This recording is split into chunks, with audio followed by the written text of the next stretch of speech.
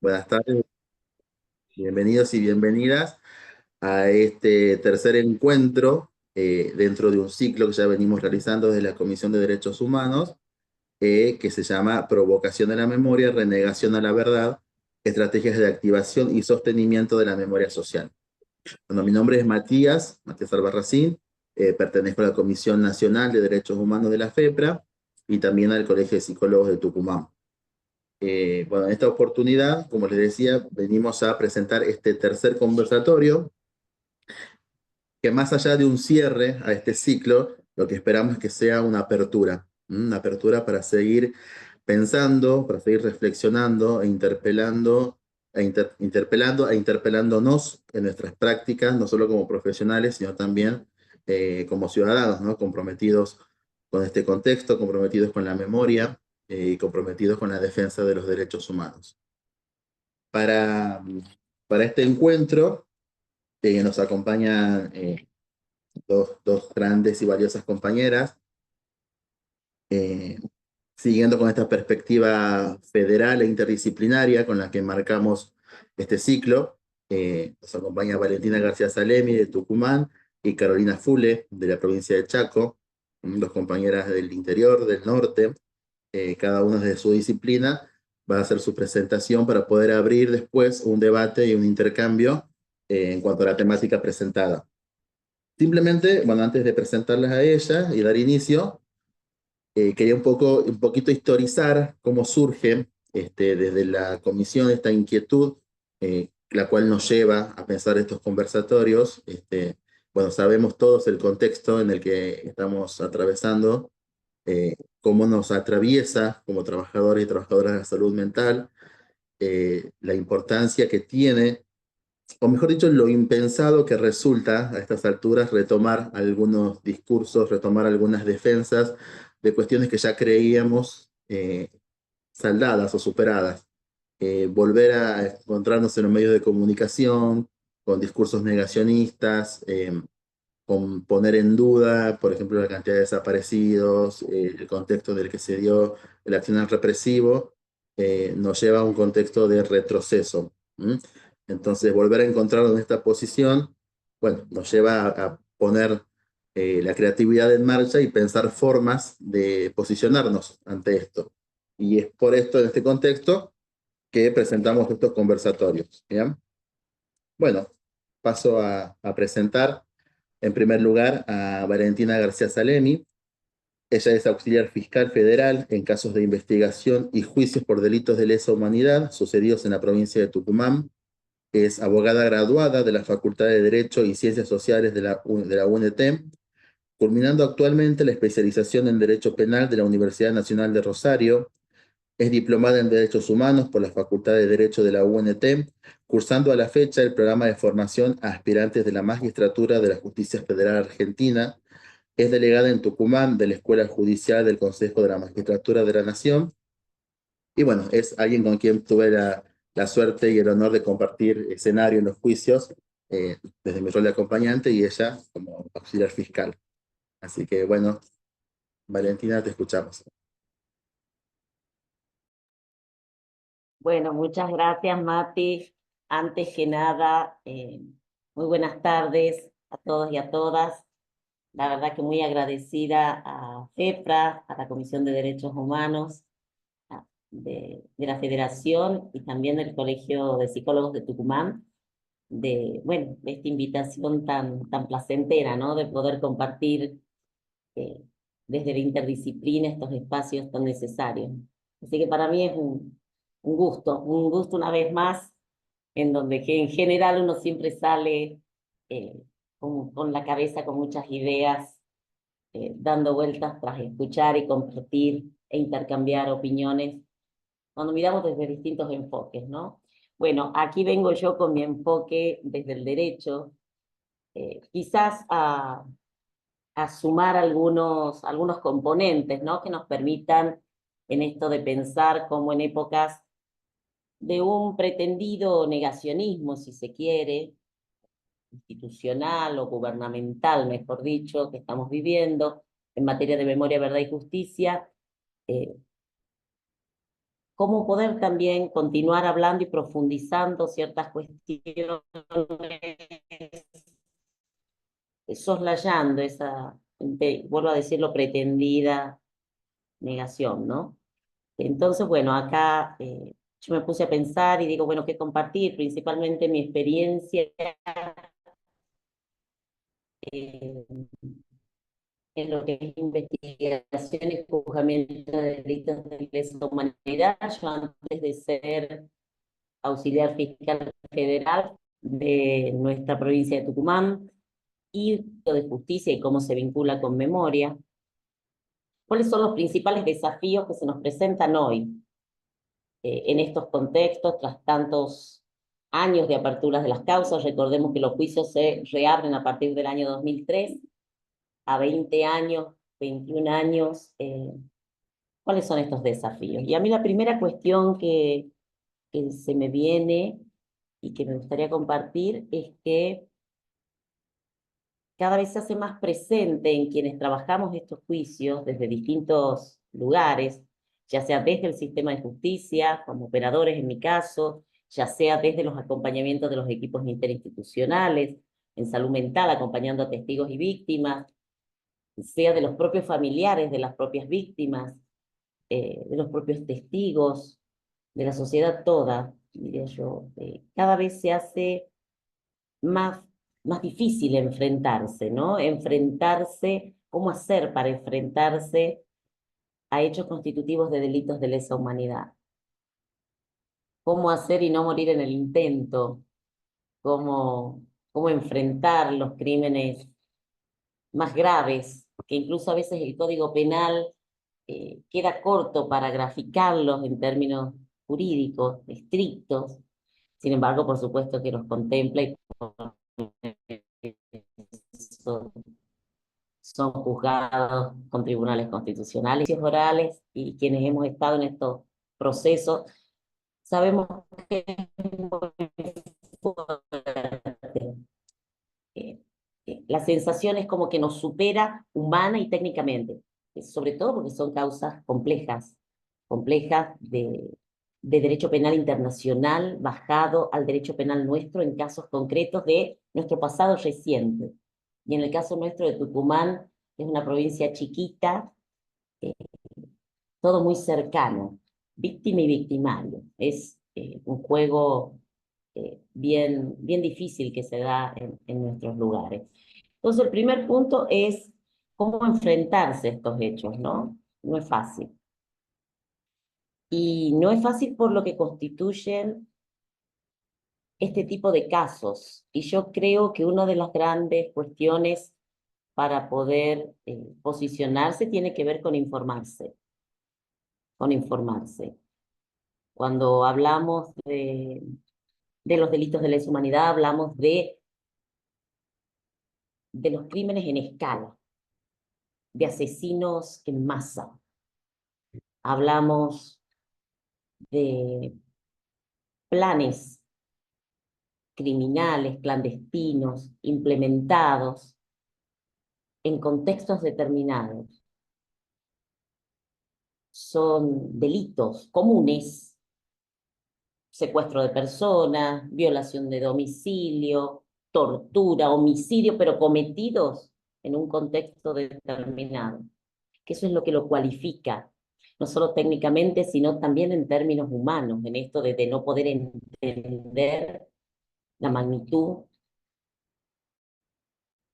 de los crímenes cometidos. Y tienen que ver que se dan en un contexto de un ataque sistemático y generalizado contra la población civil,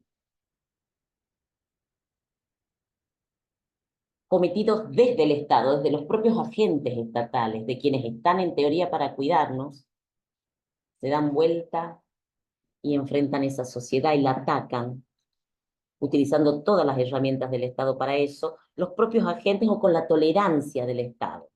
Y ahí aparecen los otros partícipes criminales en este tipo de casos, como la participación de la complicidad civil, eclesiástica, económica, no solo militares o fuerzas armadas y fuerzas de seguridad, federales y provinciales.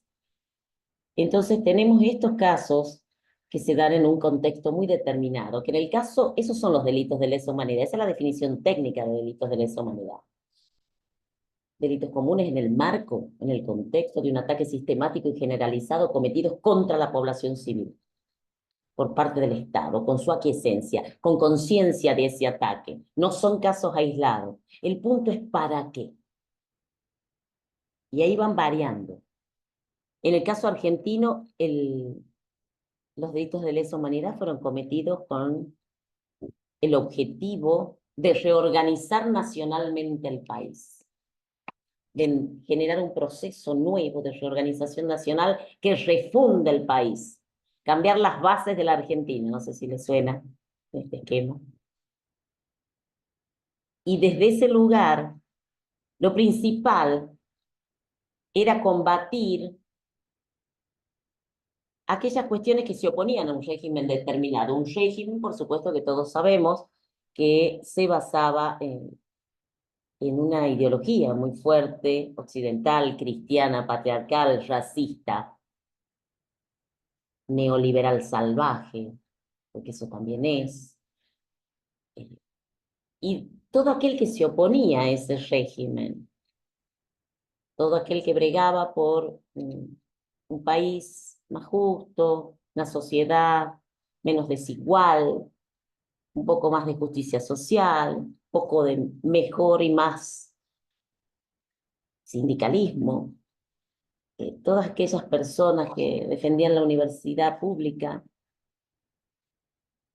las políticas públicas, eran consideradas enemigas de este sistema, que tenía esa base, ¿no? Entonces, el objetivo argentino de los delitos de lesa humanidad cometidos a través de un plan sistemático que todos sabemos que fue mediante la implementación de centros clandestinos de detención y tortura. Así se llevaron adelante estos delitos. Y yo explico esto porque es necesario informarse para entender la magnitud de lo que estamos hablando. Entonces queda hasta risueño, digamos, por no decir otras palabras, pero escuchar, no, pero aquí no hubo desaparecidos, no, pero si aquí no hubo, digo, cuando se hacen esos planteos, cuando la historia, las decenas de juicios orales y públicos contradictorios, con todas las garantías, con prueba discutida y controlada por todas las partes, dan cuenta de todo lo contrario. Solamente a modo de ejemplo, Tucumán ha terminado el 15º juicio de lesa humanidad realizado en su provincia. Y en breve tenemos 2 juicios más de lesa humanidad. En Tucumán está el Pozo de Vargas, la fosa de inhumación clandestina más grande de Latinoamérica, fuera del esquema de los cementerios, con 149 personas, sus restos, encontrados en esa fosa. 28 mujeres, 121 hombres. Identificados hoy, 118 de esos 149.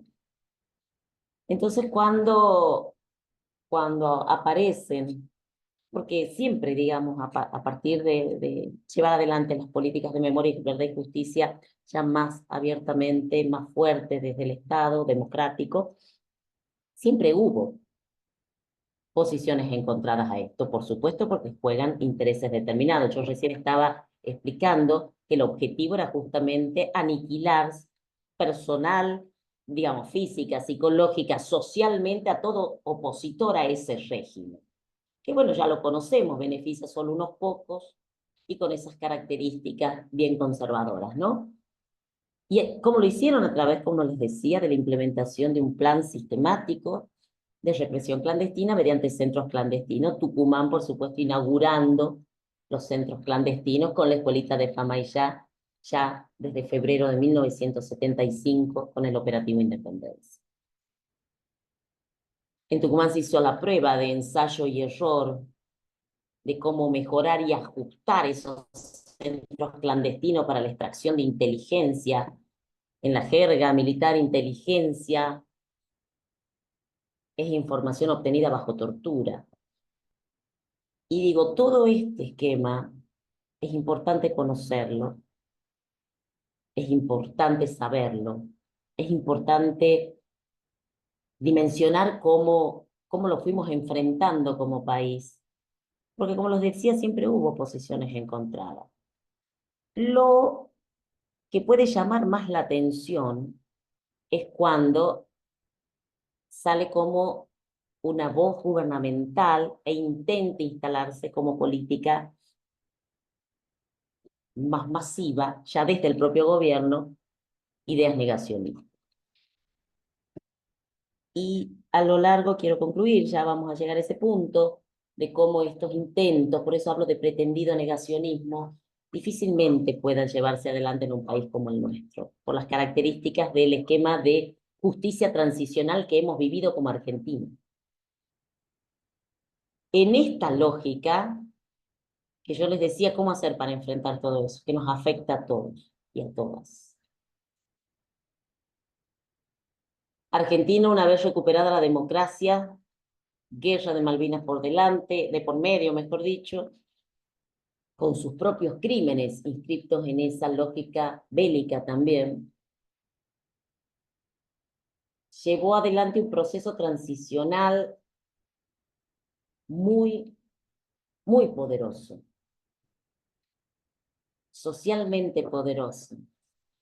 Y en esto el reconocimiento indiscutido a quienes generaron desde las mismas épocas del terrorismo de Estado.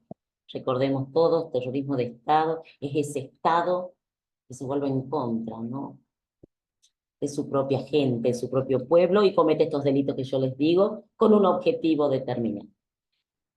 Quienes durante ese terrorismo de Estado vinieron reclamando fueron los organismos de derechos humanos. Madres y abuelas de Plaza de Mayo, y yo menciono esto no solo en una cuestión de homenaje y reconocimiento de mi parte, sino porque es un enclave muy argentino en el proceso transicional. Los organismos de derechos humanos fundantes en Argentina nunca dejaron de reclamar, nunca dejaron de pedir, nunca dejaron de mostrarse. Es como escuché alguna vez decir en alguna charla, y lo tomo, mantuvieron siempre la pelota en la cancha, a veces más lejos o más cerca del arco, pero siempre el reclamo puesto y colectivo. Y a partir de esa base es que Argentina toma una lógica de justicia transicional en los albores democráticos, en donde el reclamo de verdad, justicia, no tanto el de memoria en ese momento, porque todavía se esperaba aparición con vida, recordemos, aparece los procesos muy fuertes de justicia con decisión política del momento, en ese caso el gobierno de Alfonsín.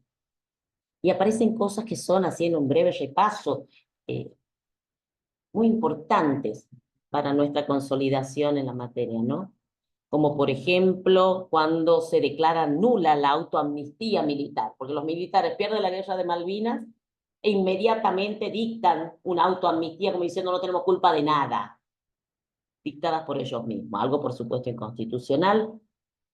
La primera acción es declararla inconstitucional cuando empieza la democracia. Después va a seguir ese proceso con nada más y nada menos que la convocatoria, creación y puesta en marcha de la CONADEP, la Comisión Nacional sobre Desaparición de Personas, las famosas comisiones por la verdad, que estuvieron en todas las dictaduras latinoamericanas. Pero en Argentina tuvo la base de que a partir de su propia constitución nacional, como CONADEP, en Tucumán tuvimos una propia, además, la Comisión Bicameral de Tucumán. Para que ustedes vean la magnitud de lo acontecido en Tucumán, tenemos nuestra propia CONADEP, además de la CONADEP. Y en ese sentido, la diferencia del caso argentino es que constituyó la base del primer juicio oral y público, constitucional y con tribunales civiles de nuestros asesinos recientes. Eso no pasó en ningún lado latinoamericano y en el mundo en muy pocos casos. Por eso somos vanguardia. porque pudimos hacer nuestros primeros juicios y seguir gobernando, porque ese es el punto. O sea, siguió el proceso y que quisieron voltear todo lo que es el esquema democrático, pues claro que lo quisieron. Todos nos acordamos los distintos intentos de golpe en esas épocas.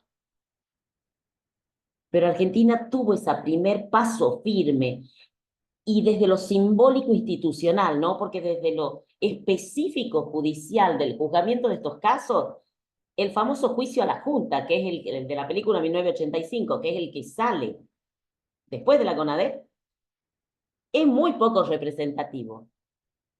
Poquísimo. Solamente se juzgaban a las juntas militares, solo a ellos, a ningún más, a ninguno más. De Tucumán no llegaban ni a 10 casos, el representativo de Tucumán. Por eso digo, no era la fuerza judicial propiamente para poder juzgar el fenómeno criminal del terrorismo de Estado, sino el valor simbólico que tenía en ese momento, institucional. Y por supuesto el valor de condena también que se obtuvieron. Condenas bajas, pero condenas. Y algunas herramientas que después, sobre todo quienes trabajamos en estos juicios en abordaje psicojurídico, que trabajamos en conjunto, el testimonio de la víctima, el testimonio como derecho, eh, salieron cuestiones desde ese juicio procesales muy importantes, como por ejemplo el valor, la categoría, si se quiere, procesal, del valor del testigo víctima, el valor probatorio de quien logra sobrevivir al horror y vuelve para contar. Ese valor probatorio lo pone en una posición en donde, pudiendo comprobar algunos extremos solamente de lo que esa persona relata, se lo tiene como prueba cabal de lo acontecido. Eso se llama testigo víctima, no es un testigo común. Y esa categoría que nace del juicio a la Junta, nace de lesa, va a ser trasladada en el mundo penal argentino a otros fenómenos criminales, también de criminalidad organizada, como la trata de personas, como los casos de violencia de género severos, como abusos sexuales, como femicidio, como tentativas de femicidio. Quien logra sobrevivir a eso no se discute mucho más. Eso no pasaba antes. Y eso viene de estos procesos. Así arrancó este fenómeno. Después van a venir, por supuesto, las leyes de impunidad, los indultos, lo que ya sabemos, pero la pelota siempre estuvo en la cancha. Eso no nos olvidemos. Y fue así cuando en el año 2003 comienza la reapertura de los juicios de niños. Y vuelve el proceso argentino. Súper complejo, tan complejo como para que ustedes más o menos dimensionen y podamos dimensionar esto, tan complejo como decir que todos los casos de Tucumán estaban en Córdoba, porque había jurisdicción militar, y la jurisdicción militar de Tucumán, que la habían mantenido hasta entonces con las causas, hacían que todos los casos de Tucumán estén en Córdoba. No estaba el tercer cuerpo del ejército, del cual dependía nuestra provincia. Imagínense lo que ha significado hacer traer todas esas causas, que ya eran viejas en el 2003, para ser juzgadas acá. Y ahí vino todo este fenómeno que también lo vivimos quienes trabajamos en la materia, como un gran bálsamo, un gran apoyo, una oxigenación de un Estado que reconocía, no solo pedía perdón, sino que lo hacía política pública. Entonces, de repente se generaron en todo el país espacios institucionales desde las fiscalías federales que puedan trabajar en específico y estudiar en específico este fenómeno histórico tan complejo para llevar adelante juicios, mega causas, y poder acercar en esto que el Estado está obligado no solo a investigar seriamente este tipo de casos, sino a juzgarlos, a sancionarlos debidamente, a absolver cuando corresponde, condenar cuando corresponde. Y además tiene obligación de reparación a las víctimas y a la sociedad. porque recuerden ustedes que estos hechos no fueron individuales, no le pasó a Valentina o al papá de Valentina. Nos pasó como sociedad porque era en el marco de un ataque sistemático contra la población civil. Esa es la magnitud. Entonces ahí yo me pongo a pensar y digo, ¿cómo, cómo enfrentarnos a eso cuando estamos en los juicios? Sobre todo ahora que ha pasado tanto tiempo. Y ahí aparecen estos desafíos. Desafíos como, ¿qué hacemos que se están ahora, después de tanto tiempo? Yo tengo 48 años y yo soy nacida en el 76. A los 50 años ya, pues nosotros tenemos desaparecido hasta del 74 en Tucumán. Entonces, ¿cómo hacemos con los responsables que se van muriendo? Con los testigos también que se van muriendo. ¿A quién le sirve? Fuera del esquema obligado de responsabilidad internacional, ¿no? Que como Estado y como garantía de no repetición, estos juicios son política de Estado y sí o sí deben hacerse. Por eso esas amenazas de negacionismo poco importan, eso ya lo tiene dicho la Corte Suprema de Justicia de la Nación. Solo en Tucumán, vuelvo a decir, 15 juicios confirmados, con condena, todavía no firmes varios de ellos. Entonces, ¿cómo hacer? ¿Será el derecho a la verdad lo que venga a explicar o a rellenar esto de justicia en el esquema de memoria?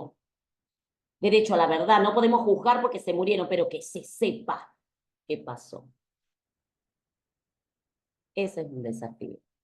Ahora, para poder llevar y tener ese efecto, el derecho a la verdad, tiene que ser valorado como tal.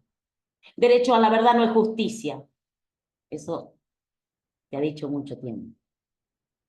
Porque ¿qué sentido tiene contar y que el culpable muera impune? Por culpa de la justicia. Tiempos de la justicia. Son desafíos que se imponen y en eso, por supuesto, hay varios más.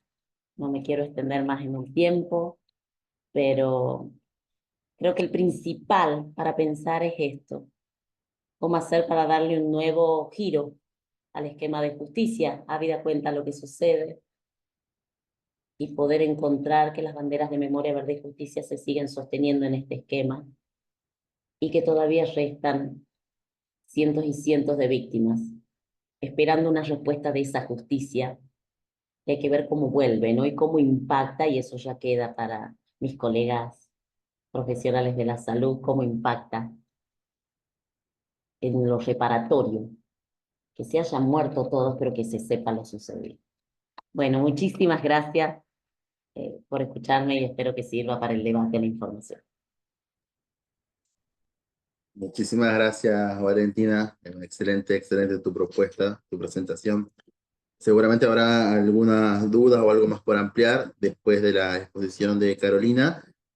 Bueno, abrimos el espacio para poder intercambiar. Antes de presentar a la colega, les recuerdo para aquellas personas que se sumaron que quienes deseen obtener la certificación de asistencia está en el chat de esta sala y se va a enviar de vuelta el enlace con el formulario. Ahí pueden ingresar los datos y se les envía por mail. Bueno. Continuamos con la propuesta para hoy. Me toca presentar ahora a la colega Carolina Fule, psicóloga. Carolina es egresada de la carrera de Psicología de la Facultad de Ciencias Sociales de la Universidad de la Cuenca del Plata. Está formada en psicoanálisis. Es diplomada en Políticas, Planificación, Gestión y Administración de Instituciones y Servicios de Salud Mental, diplomada en Derechos Humanos, maestranda en Psicoanálisis en la Universidad de la Cuenca del Plata. Es capacitadora y coordinadora en programas sociales de la Nación y de la provincia, con distintas poblaciones en situación de vulnerabilidad. Integrante del equipo de profesionales del Centro Dr. Fernando Ulloa, de la Secretaría de Derechos Humanos de la Nación y del Programa Provincial de Asistencia a Víctimas y Familiares del Terrorismo de Estado de la provincia de Chaco, dedicadas ambos al acompañamiento a testigos víctimas en el marco de los juicios contra el terrorismo de Estado.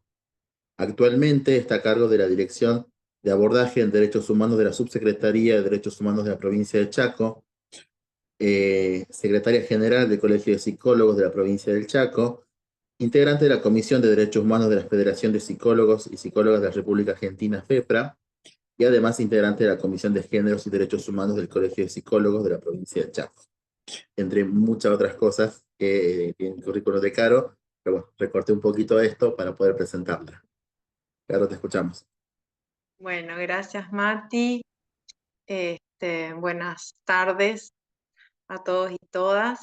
Bueno, siempre un placer este equipo de colegas y la propuesta siempre interdisciplinaria, indefectiblemente cuando hablamos de delitos de lesa humanidad, nuestra manera de pensarlo y de trabajarlo, si no es este, articulando el campo del derecho con el campo de la psicología. De hecho, así lo fue desde un principio. Yo le agradezco muchísimo a Valentina cómo me dio el pie, digamos, para varias cosas. En un momento donde justamente lo que hay que tratar de hacer es no dejar de pensar, ¿no? Y de repensar y de situarnos donde estamos, hacer historia, como vos decías, siempre del lado de no dejar de informar además, y a la vez situarnos dónde estamos, y bueno, y esta pregunta, ¿cómo seguimos, no? Que es una pregunta que uno se va haciendo todo el tiempo, ¿no? Porque la realidad siempre nos vuelve a interpelar acerca de hacer memoria del camino construido y hacia adelante, cómo seguir. Varias cosas me dejaste pensando, Valentina, y otras que venía pensando cuando surge la propuesta. Una de las cosas que pensaba, esto que vos traés en relación a, a- a la lucha de los organismos de derechos humanos, este, que, bueno, haciendo como un poco de historia, ¿no? O sea, acordémonos que cuando desaparece Julio López, cuando doblemente desaparecido Julio López, que se crea el Plan Nacional de Acompañamiento a Testigos Víctimas y el Plan de Protección a Testigos, ¿no? Inmediatamente se cobra ahí la dimensión a nivel nacional, ¿no es cierto?, a nivel federal, de que la característica de no prescripción de estos delitos es la misma característica del impacto psicológico en cada uno y cada una de los sobrevivientes como de la sociedad misma, ¿no? No prescribe el impacto, no prescribe el daño, no prescribe el dolor, ¿no? Por eso es importante la articulación ahí. Este, y creo que no sé, una manera de pensar cómo seguir es siempre hacer historia de frente a las situaciones de afrenta contra los derechos humanos, cuáles fueron los escenarios y las maneras de resistencia, ¿no? Al avance feroz del poder que, como vos bien ubicabas, Valentina, es patriarcal, neoliberal y colonialista, ¿no? Este, y resalto esto porque me parece que también es un punto muy importante, ¿no? Como a considerar ahí esto que vos traías de la impronta fundacional, digamos, de los organismos de derechos humanos a la cabeza de madres y abuelas. Me hacía acordar a dos, por un lado a Fernando Ulloa, que fue uno de los psicólogos que inmediatamente se puso a pensar sobre cuál era la mecánica, los mecanismos y qué hacer, digamos, frente a esto. Y él hablaba de que la importancia fundamental de los organismos de derechos humanos era, de alguna manera, impedir en la cuestión de la crueldad el secreteo, ¿no? El secreteo lo definía como esto que se muestra y a la vez se oculta, ¿no? Y que el secreteo justamente, Fernando yo lo planteaba como el efecto residual del secreteo es la renegación, ¿no? Vos hablabas de la negación y pensaba en el título, ¿no? Que habíamos convenido en este espacio, provocación a la memoria, renegación de la verdad. En psicología, en psicoanálisis llamamos renegación, como una vuelta más a la negación, porque es negar que se niega, ¿no? Como una mecánica confusional ¿no? Para la sociedad. Niego que niego, ¿no? Entonces no es una negación directa, sino es negar que niego, lo cual tiene un efecto cruel y obsceno frente a lo que fue una realidad absolutamente visible y palpable como fue la última dictadura cívico-militar, ¿no? Y en esa línea pensaba en esta categoría que vos traés, que introduce la justicia en nuestro país, que es la del el testigo víctima, categoría que fue fundamental y fundacional, porque creo que hoy podemos pensar que gracias a la categoría de testigo víctima podemos hablar de sobrevivientes, ¿no? Porque ubicarse en el lugar de ser un testigo víctima y poder dar testimonio de lo que se puede decir y de lo imposible de decir en el sentido de la prueba, ¿no? Que es el efecto traumático y de horror, eh, gracias a esa posibilidad de atravesamiento, ¿no? De política de memoria, verdad y justicia, es que podemos hablar de sobrevivientes, ¿no? No solo de aquellos que estuvieron directamente detenidos, sino del pueblo argentino, ¿no? Como sobreviviente de la dictadura. Y pensaba que, bueno, la importancia de los juicios y de las políticas de memoria, verdad y justicia, porque al pañuelo blanco siguieron otros pañuelos, de alguna manera los mencionabas, el pañuelo verde, el pañuelo naranja, el pañuelo rojo, ¿no? Que son todas estas luchas que tienen que ver con también graves violaciones a los derechos y que también tienen que ver con un poder, ¿no? Como definimos, patriarcal, neoliberal y colonialista, ¿no?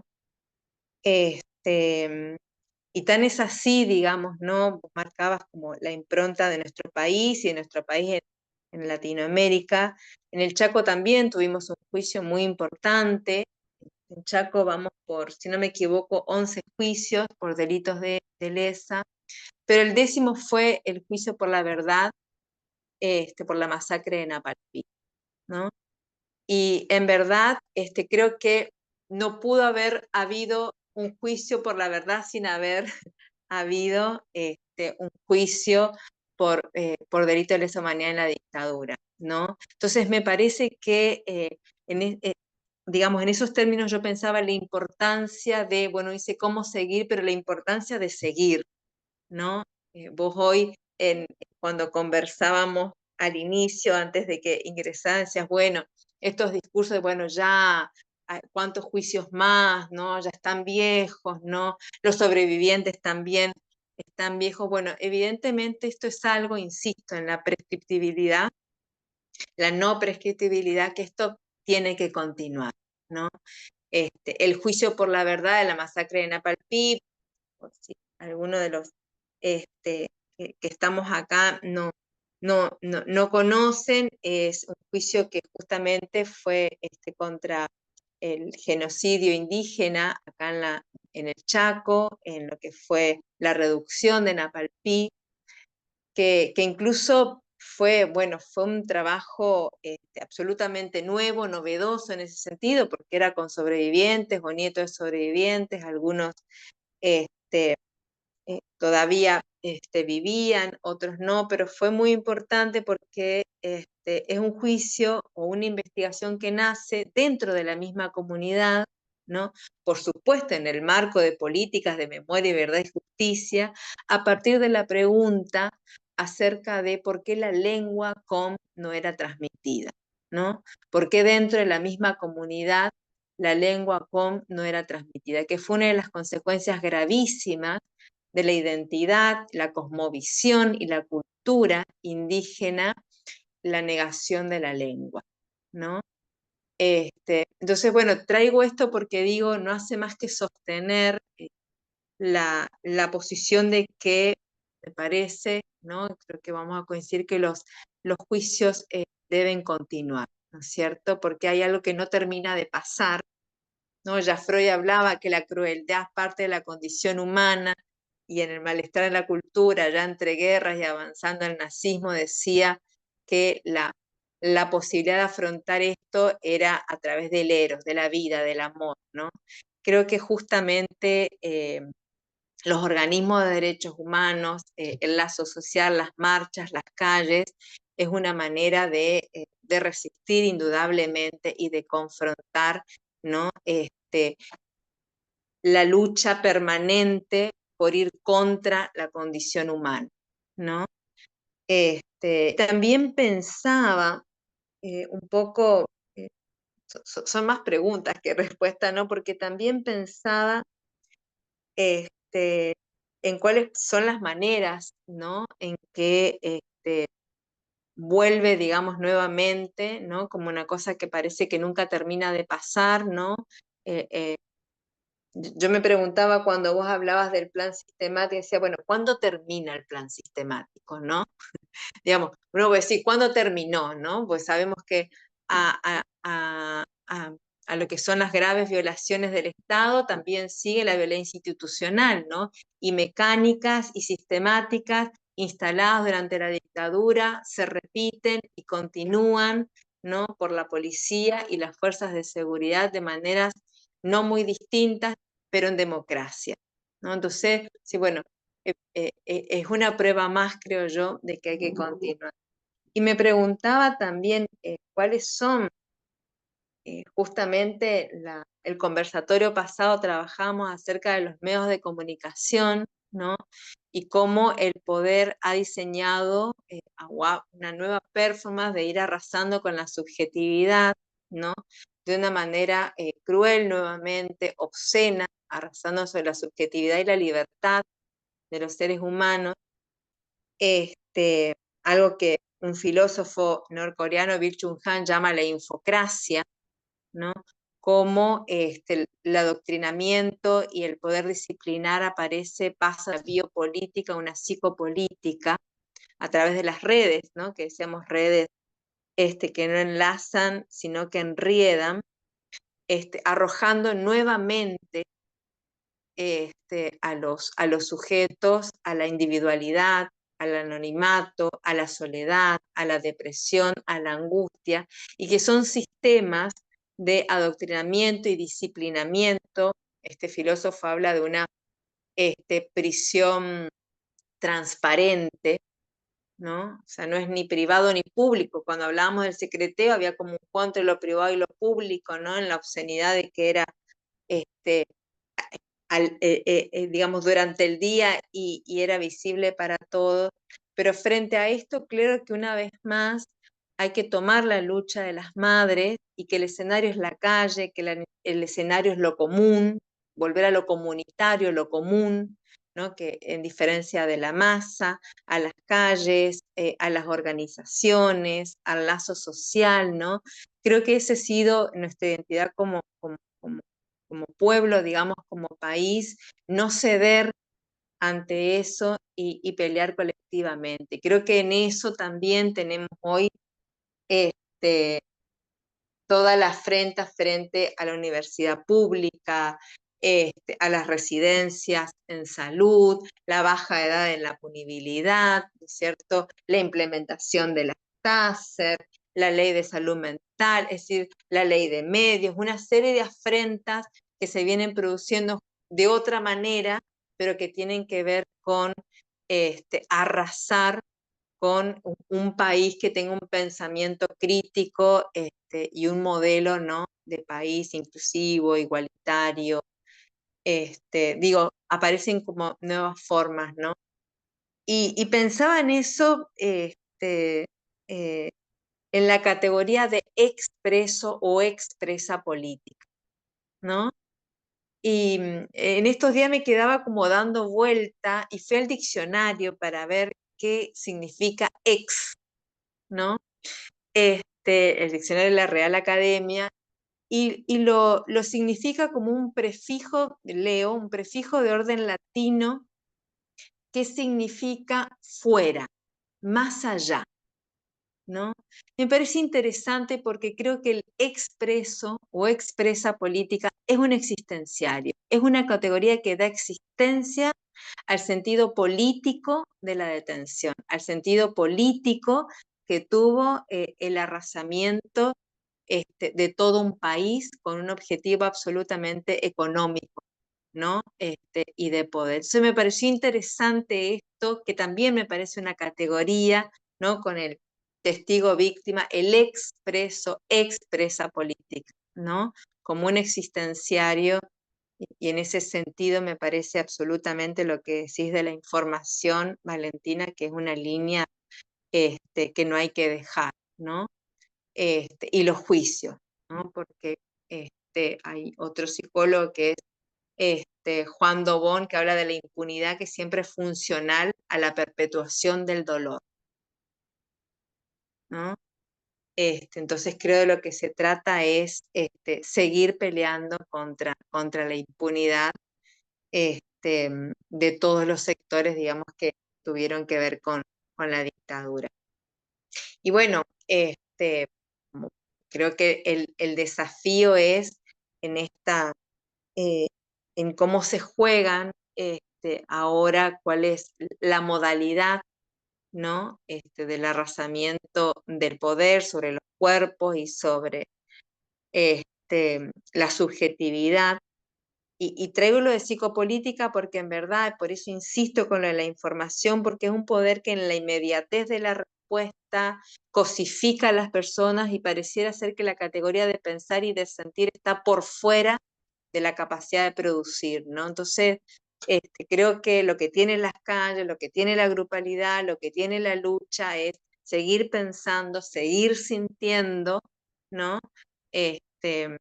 Y poniendo, que también es otro concepto muy interesante que aporta la psicología, es la ternura frente a la crueldad, ¿no?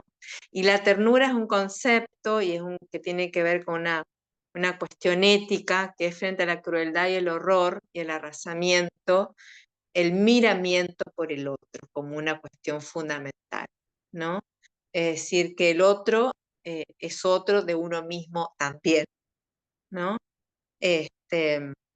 Me parece que son como cosas para, para pensar.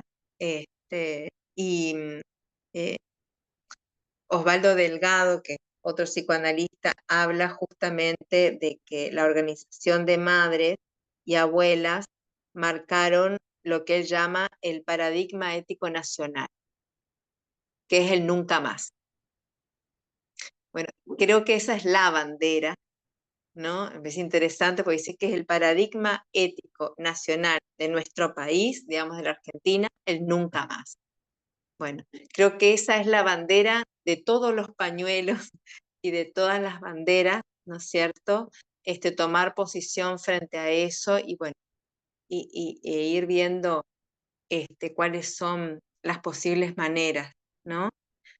Em, bueno, creo que una, una última cosa que no había dicho con respecto a lo que fue el juicio por la verdad y que fue tan interesante en la sentencia, la jueza federal, Sunira Nirenberger, este, no solo lo plantea como un delito de lesa humanidad en el marco de un genocidio indígena, sino que habla de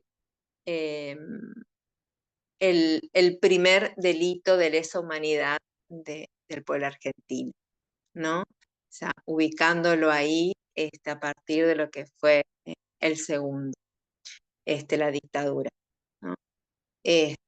Así que bueno, si pudimos tener un juicio por la verdad de un hecho del genocidio que fue en 1924 y dictar sentencia en 2023, bueno, creo que para adelante, ¿no es cierto? podemos seguir. Bueno, un poco hay muchas cosas más pensé, no quiero, pero sí me parecía importante como puntuar algunas cosas y tirar, o al menos plantear algunos, algunos conceptos, algunas miradas ahí como para ver dónde estamos situados y cómo hacemos, ¿no? Pero creo que vuelve sobre las juventudes, vuelve sobre las universidades como usina de pensamiento crítico, vuelven sobre las infancias, vuelven contra las mujeres, contra los adultos mayores, ¿no? Así que bueno, creo que ahí tenemos bueno, una tarea para seguir pensando y seguir abriendo, ¿no? Como los espacios. Por ahora eso, y abierta al intercambio con todos ustedes.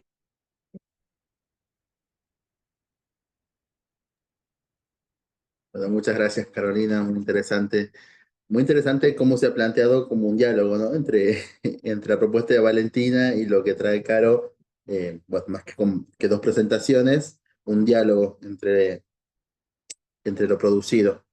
Bueno, voy a abrir la propuesta a quienes deseen aportar algo, alguna pregunta, algún aporte, alguna reflexión, lo pueden hacer tomando la palabra, lo pueden escribir en el chat y lo leemos, como prefieran.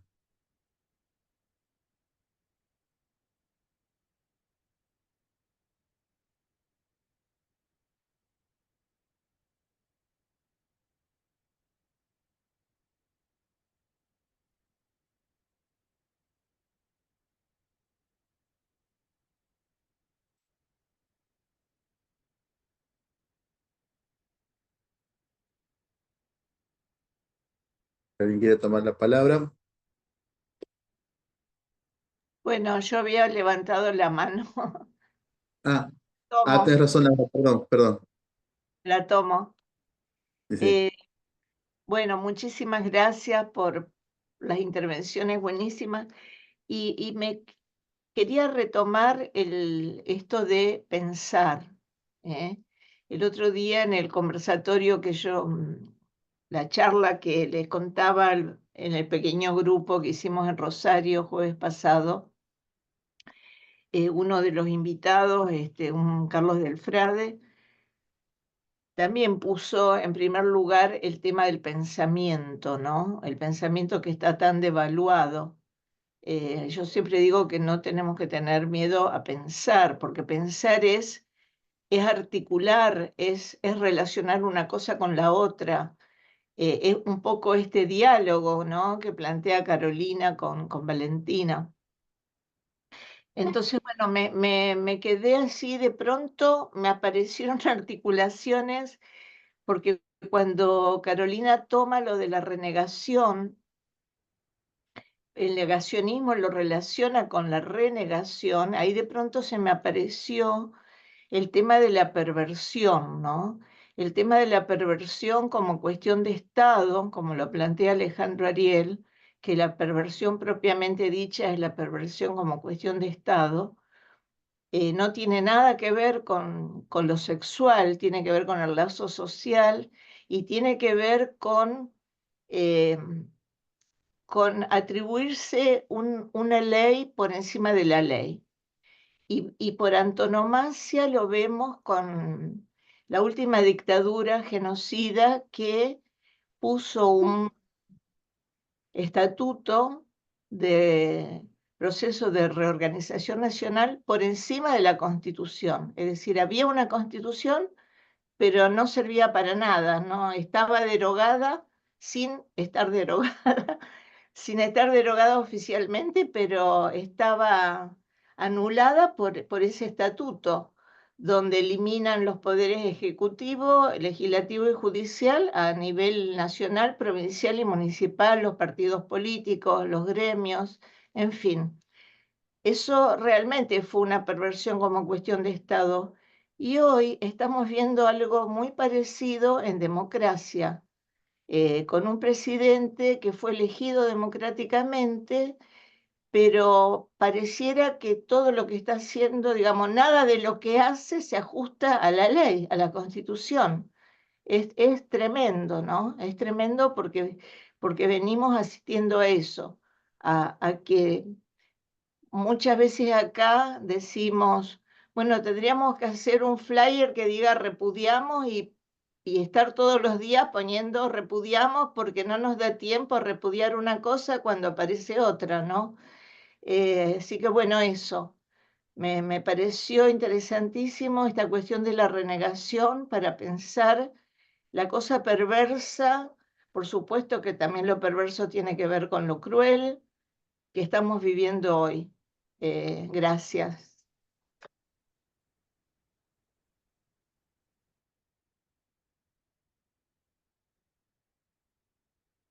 Gracias, Laura.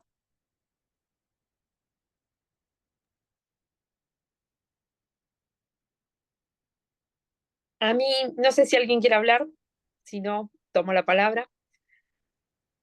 Te Bien, escuchamos no, solo. bien, yo, nada, igual que Laura, les agradezco a Carolina y a Valentina. Me quedaba pensando, digo, algunas cosas.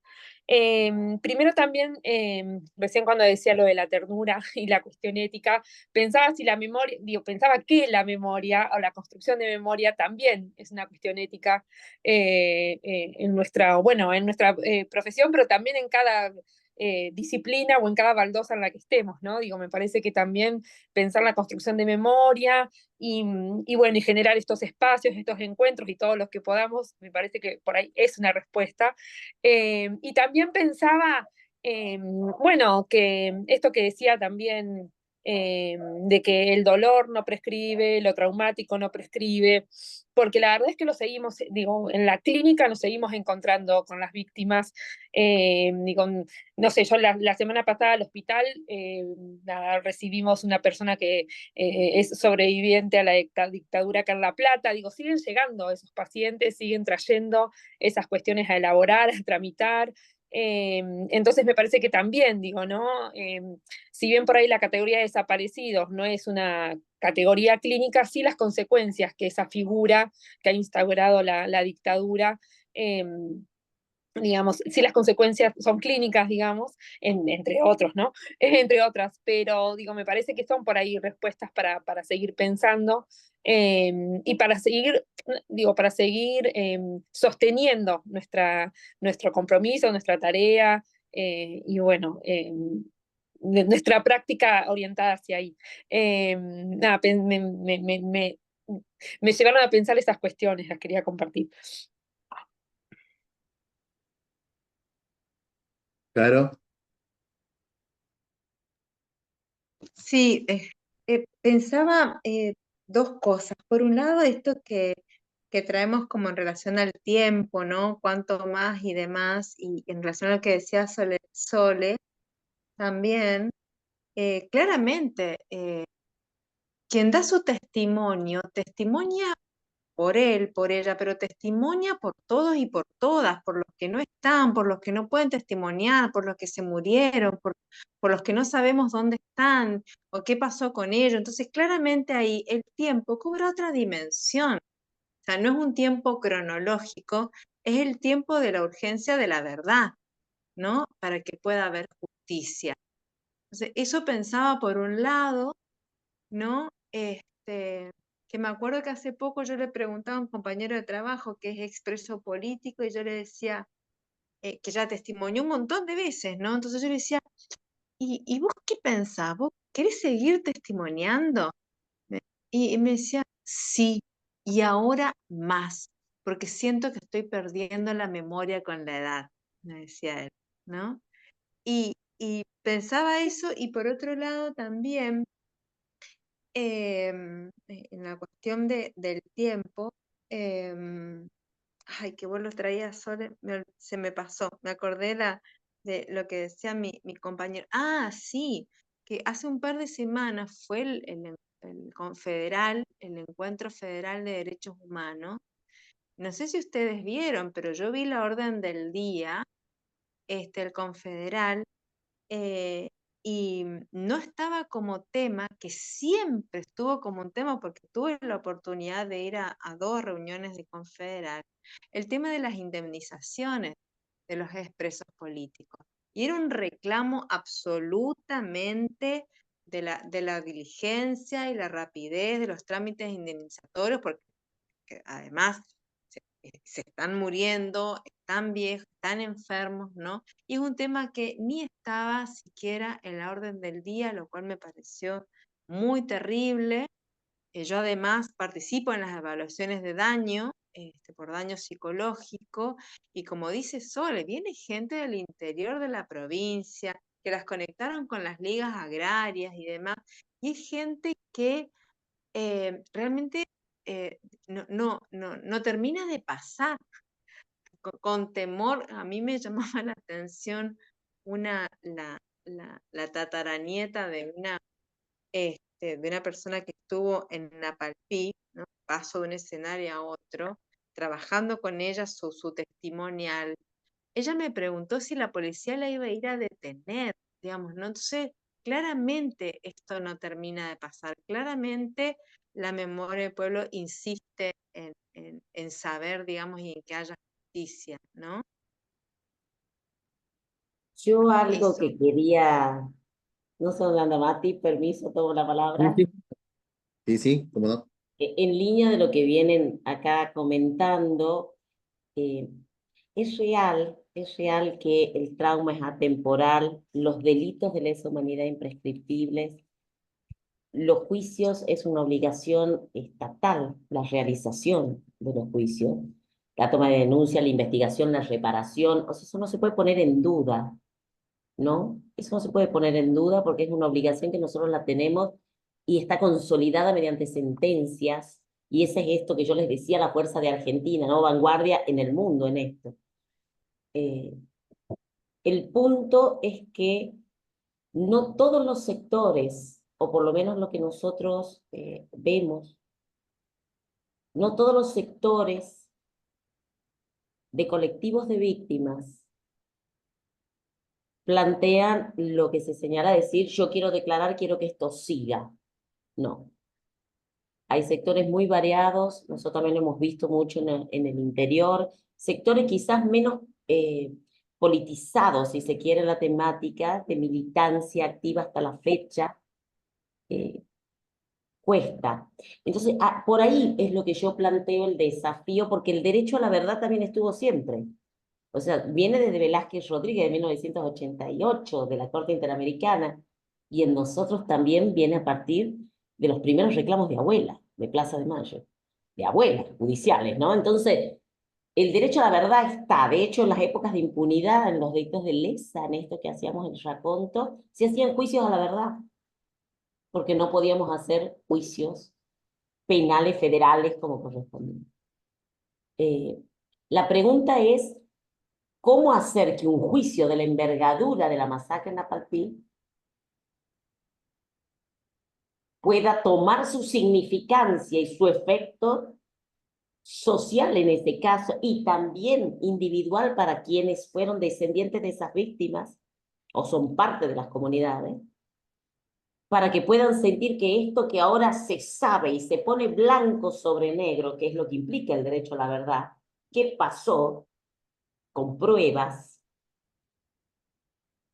pueda llegar a una instancia de difusión o no, esa es la pregunta. ¿Cómo se hace para que eso tenga peso propio? ¿Cómo se hace para que se diga, bueno, ahora ya se sabe? Porque la condena es muy clara, la condena se registra, va preso a domiciliaria, pero va. Entonces, cuando vos no tenés ese efecto, es lo que yo pienso en términos de reparación en los casos tan graves. ¿Cómo le damos esa vuelta de tuerca al significado individual y social del derecho a la verdad en estos casos, ¿no? Porque no sé, ¿sirve solo para la comunidad o para la sociedad? Que lo de Napalpí quede ahí, pero no le llegue a la Unión de Pueblos de la Nación Diaguita nuestro. ¿Qué pasa con eso? Digo, son los desafíos, ¿no? Que se plantean. A eso.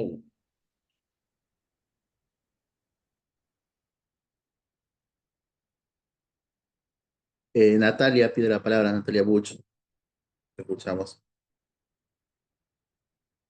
Hola, sí, yo no prendo la cámara porque estoy así haciendo una rehabilitación después de una operación, así que pido disculpas por eso, pero me resulta sumamente interesante todo lo que se está hablando. Mi preocupación es, bueno, los escucho y realmente, bueno, obviamente comparto todas las lecturas y demás, pero que creo que tenemos que empezar a poder conceptualizar más, mejor y con más potencia esta época que es absolutamente nefasta y absolutamente arrolladora y, y me preocupa, disculpen, disculpen un segundo, Sí. que es absolutamente arrolladora, básicamente, me preocupa mucho el tema del sometimiento en esta sociedad. Corto porque mi hijo está interfiriendo. ¿Está bien, Natalia?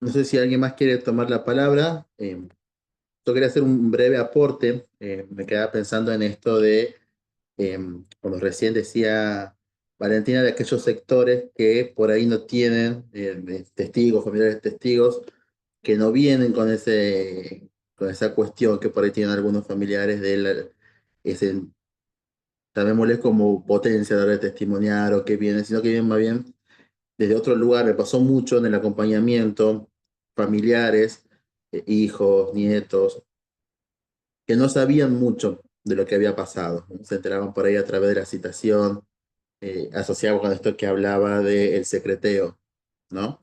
Pensándolo también como un nuevo desafío aquí a los colegas, los y las colegas en las consultas, en los servicios, en los consultorios, cuántos pacientes llegan con esto del secreteo, ¿m? Pudiendo recién hablar de lo que le pasó a sus padres, a sus abuelos, madres. Creo que es algo que también está empezando a tomar otra fuerza. ¿M? Quería como, bueno, dejar eso también planteado como algo a pensar y a reflexionar. Yo quería hacer un comentario. Buenas tardes. Bueno, Bueno, gracias Mauricio. a Valentina, a Caro. Pensaba en esto que traía Valentina de cómo, más allá de la condena, de la justicia, cómo eh, transmitir lo que tiene que ver con estas causas. Y me acordaba de una solución amistosa a la que llegó el Estado argentino con la Comisión Interamericana de Derechos Humanos sobre Senem Bussi, una mujer que fue internada en el 90 y pico en contra de su voluntad por razones de salud mental, y como, bueno, es también otro estatuto, una corte interamericana, está bien, pero en este caso, bueno, obligó al Estado argentino a difundir más que todo. La mujer falleció en el 2019. Digo, en esto de los reparatorios, eh, ¿cómo obligó al Estado argentino a dar cuenta de que se responsabilizaba, digamos, por lo ocurrido en aquel momento? Y habrá sido justicia para la familia y demás, pero bueno, eso también tuvo que hacerse público. Yo no sé si pasa a nivel de las causas eh, por delitos de lesa humanidad. No sé si se entiende la relación que hago también. Eh, ¿Conocen del caso? Fue como un hecho histórico también, esa solución.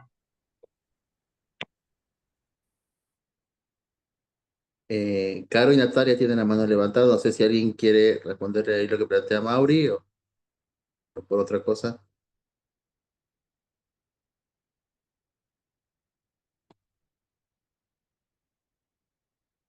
Caro, ¿quieres decir algo o quedó levantada la mano Sí, de... Ah, no, sí, en relación a lo que planteaba Valentina y Mauricio también, no, me quedaba pensando, bueno, ¿cómo, no? Y creo que quizás tiene que ver con el marco de lo que son las políticas de memoria, verdad y justicia. Si justicia es una de las políticas que es fundamental, sí, pero creo que quizás este, la cuestión pase por el diseño de políticas públicas, qué sé yo, la sentencia, esto que traía el compañero en relación a, pensaba la ley Micaela, ¿no? Que son leyes de capacitación, por ejemplo, ¿no? Como en la sentencia de Napalpí hay todo un articulado de cosas que se le exige al Estado en términos de reparación, ¿no? Digamos una, por ejemplo, en relación a que es el genocidio indígena, la educación bilingüe, ¿no? como obligatoriedad en las escuelas, la transmisión en la lengua española, digamos, y en la lengua indígena, la lengua materna. Digo, tal vez en el diseño de políticas públicas, que donde la cuestión del acceso a la justicia y que el juicio es una de las políticas, pero también el diseño de otras políticas que sostengan la memoria y la verdad a nivel educativo, a nivel de la salud, de capacitaciones, de sitios de la memoria, ¿no? Sin ir más lejos, yo sé que en la provincia vecina en Corrientes, ya con el gobierno de Macri, había como una resolución de venta del sitio por la memoria, donde funcionó el ex centro clandestino de detención, el RI9, en el Regimiento de Infantería 9. Milei vuelve a reflotar, digamos, la venta de ese lugar. Digo, me parece que esas son, yo citaba lo de evaluaciones de daño, porque claro, hay gente del campo que no ha sido testigo, ni va a ser testigo, pero viene con la intención de una reparación también, que es una reparación económica, ¿no? Qué sé yo, otros compañeros, me acuerdo en su momento, no, el dinero no quiero, digo, me parece que tal vez los juicios es fundamental, por supuesto, quizás no todos los sobrevivientes puedan constituirse por cuestiones subjetivas, familiares y lo que sea, como en el estatuto, digamos, de testigos víctimas, pero creo que quizás eso, ¿no? Como en la estructura de políticas públicas que puedan ir como en estos otros caminos, también son caminos de reparación y de mantener activa la memoria, ¿no? Bueno, que si estamos con un Estado que justamente rompe con estas políticas públicas o empieza como a crear cierta confusión entre lo público, lo privado, lo íntimo, ¿no? Donde parece que puede arrasar con todo eso, bueno, habrá que ver qué otras maneras de resistencia. Pero nada, pensaba no como respuesta, porque también me pregunto y me pregunto lo mismo y escucho que los fiscales y los abogados acá se hacen la misma pregunta, ¿no? Pero bueno, creo que no hay una respuesta tal vez, digamos, hay como varias en ese sentido. Pensaba eso. Bien, retomo el chat. Ahí escribió Natalia, que dice que es lo que quiso plantear es la urgencia de pensar y encontrar modos de resistir esta época en la que se pretende someternos a un poder omnívoro y perverso. Y bueno, de paso también les comento que se volvió a enviar el enlace para quienes deseen la certificación a través de ese formulario la pueden obtener. Yo quería comentar brevemente lo que señalaba Mauricio. Creo que por ahí también pasa en esto de, y coincido un montón con todo lo que viene señalando Caro, y en esto de que no hay una respuesta, ¿no? Pero frente a la renegación, qué mejor cosa que hacer muchas cosas. Justamente lo contrario y tomando el sostén ético institucional tan fuerte como que lo que significa memoria, verdad, justicia, nunca más. O sea, esa posición argentina que, insisto, es mundial y no es poca cosa. Nuremberg era un poroto al lado de donde está Argentina, como para ponerlo en líneas del derecho internacional de los derechos humanos, ¿se entiende? Y en ese sentido, lo que señala Mauricio, todos los acuerdos de soluciones amistosas que se llegaron, en ese caso, que era un caso de privación, justamente se determina la privación ilegal de la libertad de esa persona. Todo eso constituyen herramientas muy válidas para que en momentos como estos, porque los acuerdos, en las sentencias internacionales que se obtienen, por eso el CEL se está litigándolo, por eso hay distintas articulaciones y organizaciones, que eso también tiene Argentina, no solo los organismos tradicionales de derechos humanos, sino también otras organizaciones que han aprendido lo que es este activismo judicial, si se quiere de alguna manera, en defensa en momentos como en estos que uno ve en jaque varios derechos constitucionales, aparece la posibilidad de esa defensa litigiosa, ¿no? Y una de ellas es llegar a acuerdos de solución amistosa, en donde los estados les es muy caro la responsabilidad internacional, se cierran espacios de posibilidad de venta, se cierran una serie de cosas en donde esa responsabilidad es preferible cumplirla. Y entonces aparecen estas cuestiones de difusión y distintas cosas, ¿no? Ahora, lo clave de todo eso creo que pasa por lo que señala Caro, porque vos podés tener un montón de sentencias o resoluciones, pero si no tenés la grupalidad colectiva que las materialice en los hechos, si uno no tiene esa capacidad, y yo creo que estos espacios nos permiten, de decir, hay que defender las banderas de memoria, verdad y justicia, entonces todo el mundo sale a la calle el 24 de marzo cuando haga falta, y cómo uno se siente reparado cuando vuelve de esos espacios, o hacer distintos encuentros, quedan en sentencias con letra muerta, si se quiere. Si ese fallo, en realidad, ese acuerdo de solución amistosa, no se charla en esquemas de salud mental con la implicancia que tuvo para el país, no le sirve a nadie. A eso iba yo con lo que decía esto de Napalpí, de los juicios de lesa que no se saben, de tal, digo, son un montón de cosas que, bueno, en estos momentos donde sentimos este avasallamiento, es donde nos tenemos que detener a pensar y darle la vueltita de tuerca, ¿no? Bueno, por mi parte ya hablo mucho, así que les agradezco infinitamente esta posibilidad de compartir. Gracias, Valen. Bueno, no sé si alguien más quiere hacer algún aporte, ya estamos promediando 1 hora y media de actividad. Si alguien quiere comentar algo más, si no vamos cerrando.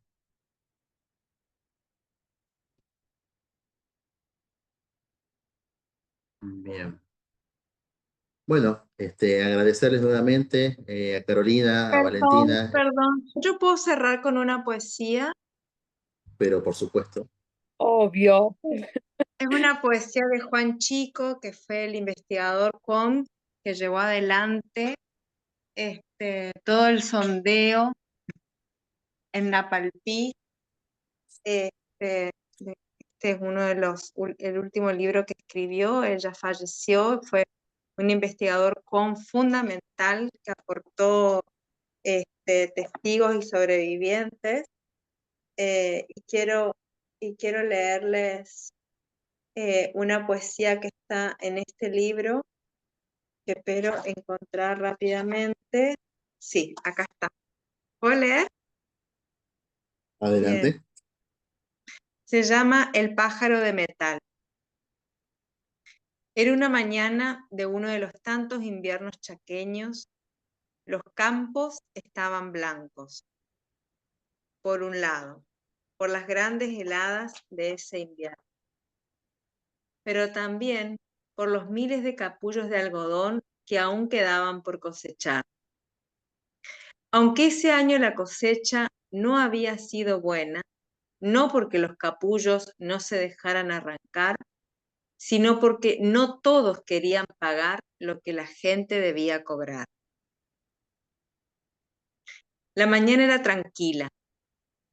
El sol lentamente asomaba detrás de los frondosos árboles que rodeaban la aldea.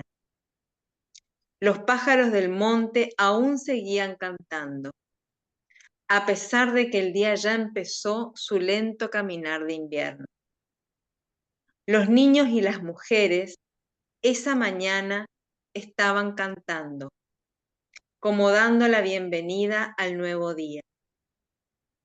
Pero de repente, el cielo se tornó oscuro y truenos rompieron la tranquilidad, ya que apareció en el cielo un ave extraña que volaba como queriendo cazar a su presa. Lo extraño de esta ave es que era de metal, que dejó caer no sus plumas, sino fuego y plomo, que sembraron espanto y destrucción en la pequeña aldea. La noche anterior, los abuelos contaban hazañas, anécdotas e historias que los niños y los más jóvenes escuchaban con atención. Anécdotas de viajes a otros mundos, de otros montes, de ríos torrentosos, de aguas interminables, de animales feroces, pero nadie recordó el pájaro de metal, que de sus entrañas emanaba fuego. Ese fuego abrasador lentamente empezó a consumir las casas, mientras del otro lado de la aldea un estruendo ensordecedor silenciaba el monte. Los pájaros se ocultaron en las pequeñas hojas que dejó el otoño. Los tatúes corrieron a sus cuevas. La mañana se volvió noche. Los cantos se tornaron en llanto. El caminar de los niños se detuvo. Y desde ese entonces, esta historia se volvió inmortal. El pájaro extraño se volvió leyenda, recuerdo y memoria sin tiempo. Cuando esa mañana de invierno, ese extraño pájaro de metal sobrevoló la aldea. Esa fue en verdad la primera vez que las fuerzas utilizan un avión civil para un genocidio, en 1924. Bueno, eso quería para cerrar. Gracias. Muchas gracias, Caro. Bueno, no mucho más que aportar, entonces dejamos eso como cierre. Ya, perdón, que Sí. lo comparta, por favor, después el poema. Perfecto. Gracias. Bueno, muchas gracias a todos y a todas. Buenas noches. Muchas gracias. Chao, chao. Hermoso, Caro, muchas gracias. Hasta luego. Buenas noches. Gracias. Chao, Gracias. chao. Chao, hasta luego.